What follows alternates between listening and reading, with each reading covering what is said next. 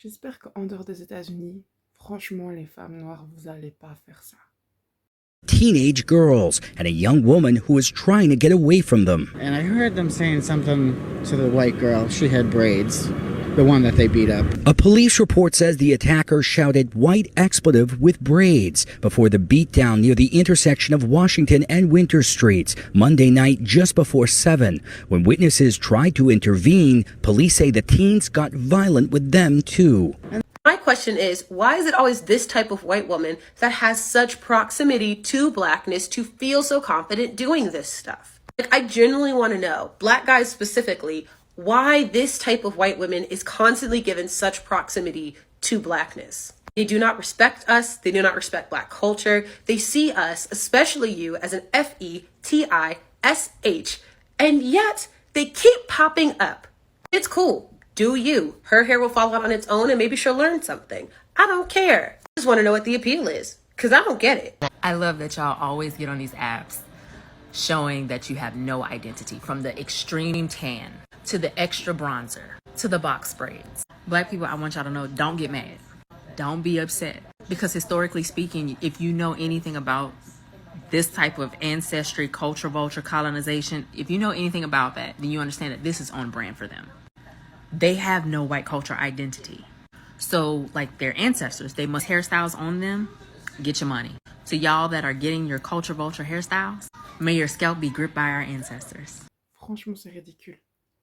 Parce que la plupart des femmes qui sont noires et qui essayent d'être élégantes, soyons sincères. Soyons sincères, sans jouer. Sans jouer. Est-ce qu'elles ont des cheveux crépus ou elles ont des perruques? Et les perruques, est-ce qu'elles sont crépues ou elles sont lisses? La majorité du marché des perruques, ce qui se vend le plus et qu'on voit le plus sur les réseaux. Les femmes noires, elles sont pas en train de s'approprier les cheveux lisses. Et vous allez dire que les cheveux lisses, c'est pas lié spécifiquement aux personnes blanches. Les Mauritaniens et les Éthiopiens, les Éthiopiennes qui ont des cheveux lisses, c'est le métissage. Hein. Donc ça vient des personnes blanches. Donc, waouh. Je trouve que ça n'a aucun sens. Parce que déjà, premièrement, le fait que des personnes non africaines, blanches, prennent la décision de se faire des rastas, ça veut dire qu'elles trouvent que c'est beau. Pourquoi est-ce qu'il faut aller tabasser quelqu'un pour ça? Même, j'ai vu une asiatique qui a même... j'avais vu déjà avant ça, des hairstylistes qui font que des gens avec des cheveux lisses ressortent du salon avec des afros. Ça, c'est l'appropriation pour qui? Ça veut dire quoi? Un style de coiffure, ça veut dire que tu t'appropries la culture, comment ça se passe? Donc ça veut dire que c'est tellement bête, parce que ça veut dire que tout ce qui est les produits culturels des sociétés afro, on peut pas faire de l'argent là-dessus. Ça veut dire qu'on peut pas faire que des personnes non africaines viennent dans les restaurants africains, on peut pas faire que des personnes non africaines portent des pagnes et des habits avec des motifs de pagne, c'est ça?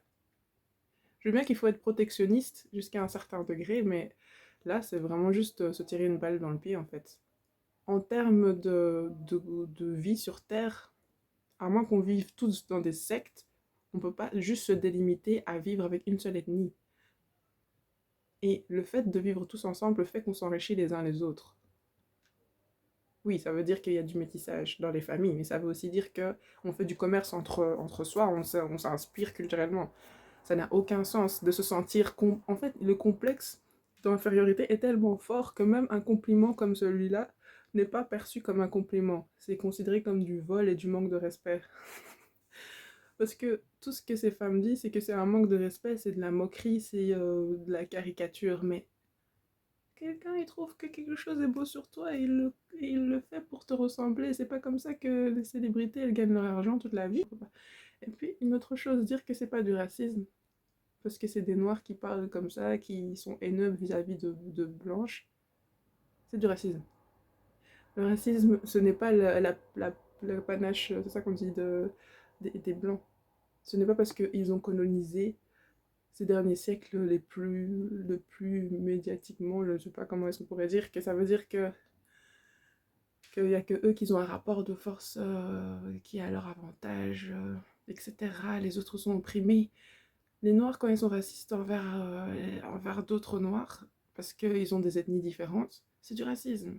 Les noirs racistes envers des personnes plus claires de peau mais qui sont noires, c'est du racisme. Les noirs qui sont racistes envers les chinois, c'est du racisme. Les chinois qui considèrent les noirs comme des animaux, c'est du racisme. À partir du moment où il y a un élément de je n'aime pas cette personne et elle m'énerve parce que si elle était d'une autre couleur, j'aurais laissé, mais là, elle est de cette couleur de peau, je n'apprécie pas. C'est du racisme. En tout cas, la jeune fille en question, elle s'en fiche de la situation, ou, bon, même si c'est grossièrement, elle dit qu'elle s'en fiche. I just wanted to come on here and sincerely apologize to everyone who was offended by me having braids. I didn't think anyone would really care, but I've decided to cut them out because I think it's really disrespectful. Shut up! That's what y'all really wanted me to say, huh? That's how y'all want me to react. Et je pense que voilà, j'espère juste que ces histoires de copier les dichotomies raciales qui se trouvent aux États-Unis, en dehors des États-Unis, c'est tellement ridicule et c'est à éviter à tout prix. Les politiciens, les politiques et les grands décideurs de ce pays savent pourquoi est-ce qu'ils montent les blancs et les noirs les uns contre les autres. Ils le savent. Et c'est justement pour pouvoir diviser pour mieux régner. Donc, étant une américaine, je ne vois pas le sens de me mettre dans ces histoires. Donc, il faut vraiment comprendre que ce discours-là, soi-disant woke, parce qu'on est plus conscient de l'histoire et on comprend qu'en fait, il y a toujours eu des dynamiques systématiquement racistes qui font qu'en fait, les blancs colonisateurs veulent à tous les points voler les noirs. Il faut arrêter. Il faut arrêter, franchement. Il faut arrêter. Si vraiment quelqu'un veut être woke et protectionniste, au lieu d'aller acheter vos produits pour les cheveux chez les Pakistanais et les Indiens, allez les acheter chez des personnes qui sont africaines. Au lieu d'écouter des personnes comme Cardi B, Lizzo et toutes les personnes qui étaient talentueuses à la base, que les industries de la musique ont pris comme des petits singes dansants pour vous faire des promos de Burger King, McDonald's et encore toutes les autres histoires de fast-food que soi-disant les Noirs aiment et qui mènent à l'obésité et qui sexualisent d'une manière exotisante les femmes noires. Écoutez des Noirs qui promouvoient des choses en tout cas qui ont de la substance. Parce que les exécutifs de ces maisons de disques-là, c'est pas des noirs. Donc, il faut comprendre les choses un peu. Renseignez-vous sur des choses comme le fait que beaucoup de vaccins ont été testés. Par exemple, il y avait une vidéo qui montrait un exécutif américain qui disait que sur les millions de citoyens congolais. Indignez-vous pour des choses qui ont du sens. Des histoires de oui, oh. Et donc, essayons de ne plus être dans cette émotivité-là qui n'a aucun sens. Voici le franc CFA qui est toujours géré par la France.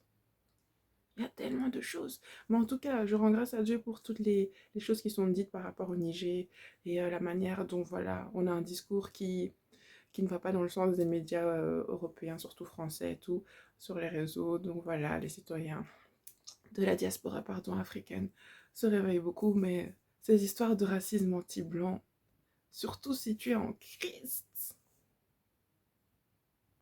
il y a un moment où tu dois faire le choix entre avoir comme Dieu l'activisme woke racial, raciste, et Jésus.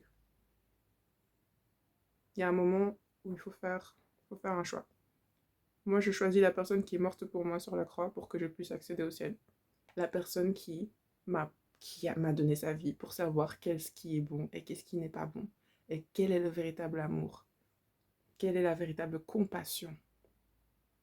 Quelle est la réalité, la vérité sur laquelle je peux fonder ma vie. Et donc non, si je vois quelqu'un, une blanche, qui a des tresses, et c'est beau, je vais même lui faire des compliments et lui dire que c'est beau. Et je n'ai aucun problème avec ça. Donc il faut vraiment arrêter.